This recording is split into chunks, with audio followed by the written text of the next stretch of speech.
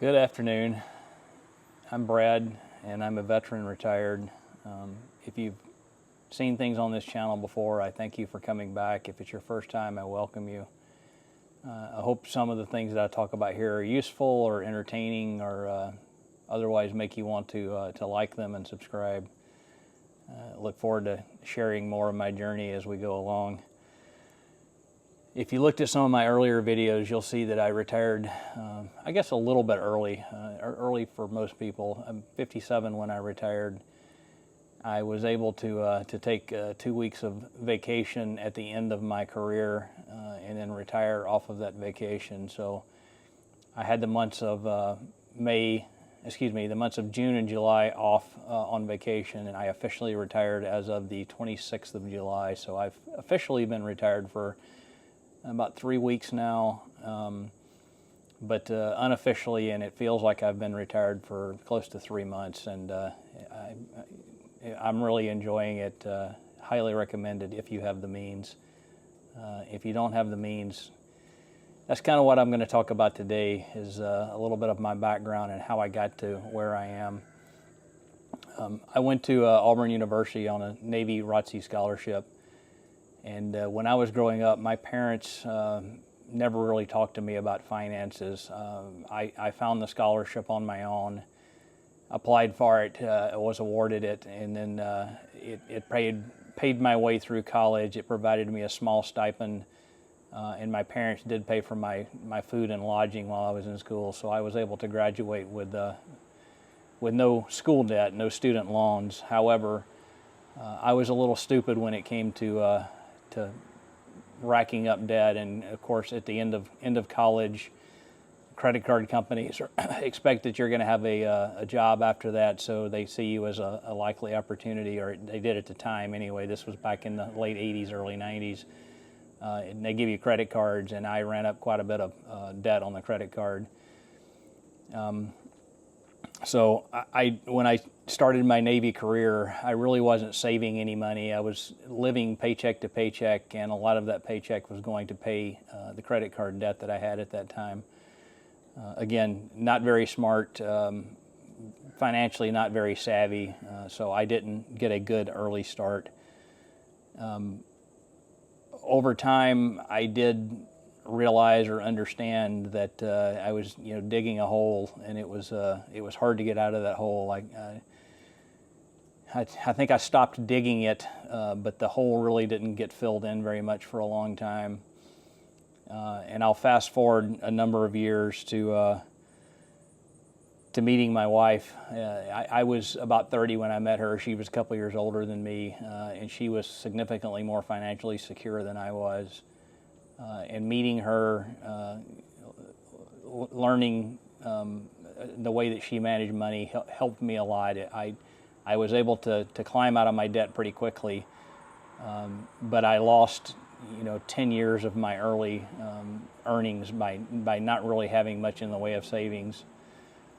So thankfully she was in a better position than I was, and she helped us get started to get to where we are today. One piece of advice that I was given when I joined the military was every time you get a raise, take half of it and put it away and spend the other half. That way you have an increasing lifestyle. You can enjoy the fact that you got that raise because you can spend a little bit more money. But if you put half of it away, you're saving a significant amount of money, and you never really missed that money because you never really had it to spend. I will say that I did not accept that advice. I didn't put that advice into place, but obviously it stuck with me. 47 years later, I still remember that advice. I wish I had taken it at the time, and I do pass that advice along to people, young people. I passed it along to my daughter recently, and I hope she will take it to heart where I didn't. So going back to the point where I did start saving money, I started using the TSP, which is the federal version of a 401k. I started putting money into it. My wife had a 401k or an IRA already that she had saved some money in. I started enjoying the investing, and I started playing with some individual stocks, which at the time I took the time to understand why I was buying an individual stock. and I did that over time. But as I got busier, as my daughter was born, as I was moving around and taking more challenging positions with the Navy, having more responsibility, I got to the point where I just didn't have the time or the desires to be able to do that. So I got away from individual stocks and went to no load or low load mutual funds, or what I really got into was index funds or exchange traded funds. I think ETFs really didn't come around for a few more years, but I did index funds in the meantime. And that's essentially where all of our money is today, is in either exchange traded funds, including SGov is where I kind of keep our cash. A lot of S&P 500 index funds, and then some small cap funds, some international funds, etc. I will say, when I started TSP, I was putting 5% of my savings into the government, the G fund, and I was putting 5% into the F, the fixed funds. I thought that was the right thing to do at the time. Looking back, I wish I had not done that. I mean, it was only 10% of it, so it wasn't a huge amount. But I think it would have grown a little better and a little faster had I put that money into the S and the I and the C funds. I don't think there was any reason to have it in the F and the G, and I don't have any money in those funds today. Again, our cash money, the money that we need to live off of the next few years, is in SGov, which is an index fund for government-backed securities. But I don't see any reason to hold that money in my Roth or my IRA or my 401k. Those are for the higher returning equities. So I'll fast forward again a little bit. About a year and a half or 2 years ago, I started thinking about retiring a little bit early. Up to that point, I had been considering sticking with the federal government until I made 20 years, which would have put me about 62, which is kind of the normal retirement age. And I bluntly was getting tired of what I was doing. I was getting tired of what I'll say is the crap that was going on. I was getting tired of seeing people making the same mistakes over and over. Everything just seemed to come and go in a cycle, depending on who was in power, or who was the president, or who was in Congress at the time. And I was just getting frustrated with it. So I really started thinking about retiring early. I thought we had enough to be able to do it. I am drawing a military retirement. I do have a VA disability coming in, and we have had enough savings that I thought we could do it. So I started playing with Excel spreadsheets, and my wife and I both kind of like playing with Excel. We've done it for our jobs. I'm an engineer, she was an accountant, so we both have used Excel quite extensively. I built some scenarios that I thought kind of proved that we were ready. I handed them over to her. She poked a few holes in them. We recreated them, and they still looked good. And somewhere in there, I started watching a lot of YouTube videos, and I heard about, at the time it was called New Retirement. It's now called Bolden. It's the same thing. They changed the name of it. But I highly recommend Bolden to anyone who is interested or thinking about retirement in the near term, or even long term. There's a free version of it, which is useful to understand what it does, but there's a paid version. It's cheap. It costs I think it's $120 a year. I think it might have just gone up to $140. But essentially for $10 to $12 a month, it does all of the financial planning that you need for retirement to understand where you are, and when you can retire, or what changes you need to make to be able to retire when you would like to. Excel is a powerful tool, but it's very easy to make mistakes in Excel. Bolden is an even more powerful tool, and there are a lot of people using it, and there's a lot of research and a lot of analysis behind it, and I trust it more than I trust the Excel files that I was using. I still use Excel. I built a detailed budget in Bolden, and I've transferred that over into Excel. I use a combination of the budget I built in Bolden, Excel, and then we've used Quicken for almost our entire lives, our married lives. to track our expenditures, so I can do outputs from Quicken on a monthly, quarterly, annual basis, bounce that against the budget that we have in Bolden in the Excel spreadsheet, and then figure out if we are on track or spending more, or if I need to adjust that budget, or how we need to do that. I mentioned a few minutes ago that I did have a VA disability, and I've had some people question why I have one or if I should have one. I'll speak a little more in depth about that later, but I will say right now that if you are a veteran, you signed up to the government to do certain things, and they signed up at the same time to do certain things for you. And the VA benefits that you get are your benefits. They are your rights. They are part of that contract that you signed.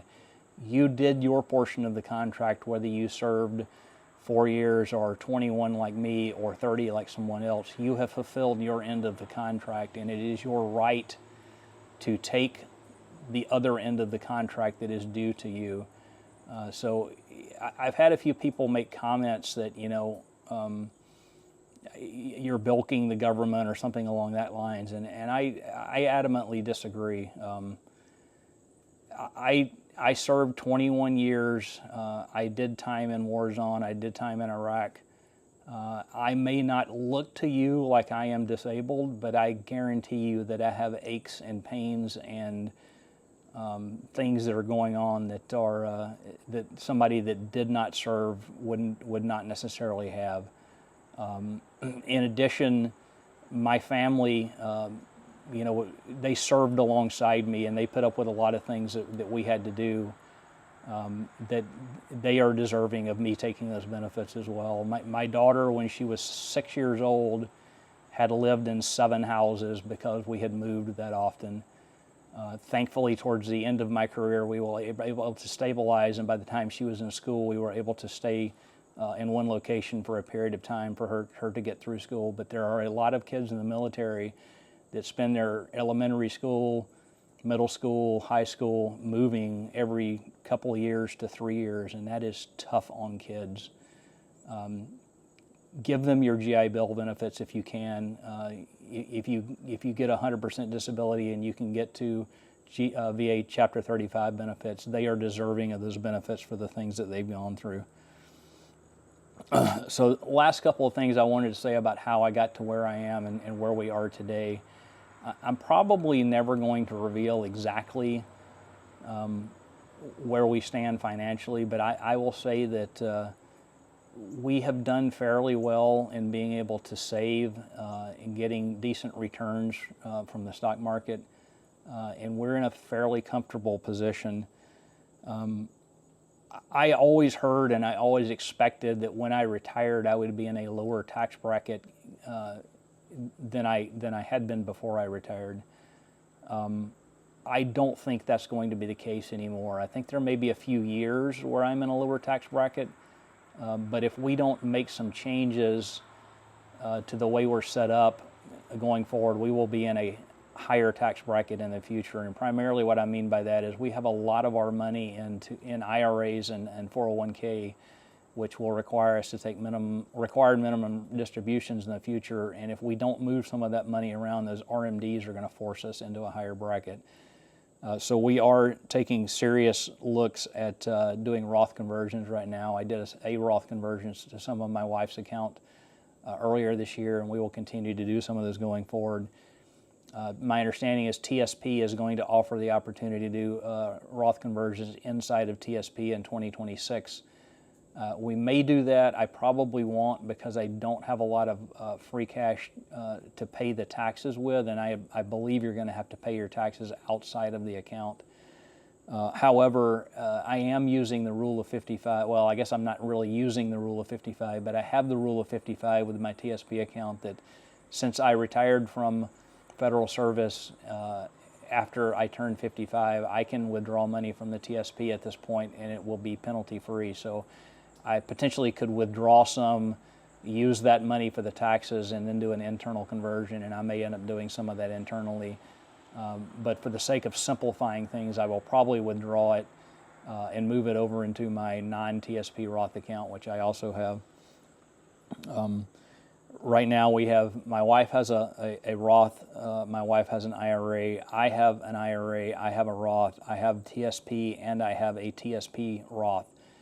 So part of what I'm going to be doing over the next few years as we do some of those conversions is I'm going to be trying to consolidate. Obviously I can't consolidate my wife's account and my account, but I can take my Roth 401k, or excuse me, my Roth TSP and consolidate that with my external Roth, and I can take some of the TSP and consolidate it into my IRA. I won't do all of it at this point because I want the opportunity to be able to continue to use the rule of 55 if I want to, but when I turn 59 and a half, I will probably move all of that out of TSP just from a standpoint of having maybe not better, but more options to invest it, and primarily just to get it into one account instead of two accounts to make it a little bit easier to manage. So, like I said, I had been promising for a while to do a video to kind of say where I am and how we got to where we are today. I hope this gives a little bit of background, and as I go forward with some of my other lessons learned and things that we do in the future, I hope it lends a little credence to where we are in life and where we've been in life. Again, we didn't start with huge inheritance that gave us a large step up. We both came from lower to middle class families that were able to raise us properly. We both went to school on scholarships.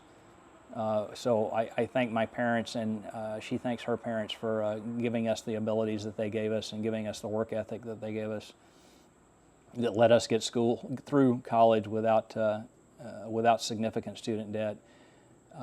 Again, she was a little smarter when she started with her money than I was with my money. But even though I kind of gave up the first 10 years of my working career, I want people to know that there's time to make that up. Time in the market is incredibly important, and giving up that 10 years was not a good thing. We would be in a better position had I not given it up. But just because I did give it up didn't keep us from getting where we needed to be. Again, I'd appreciate it if you would subscribe. If you got any questions or comments, please leave them. I'll be happy to respond. If you got things that you'd want me to talk about in the future, please let me know. And we'll see you in a future video. This is Brad, and I'm out.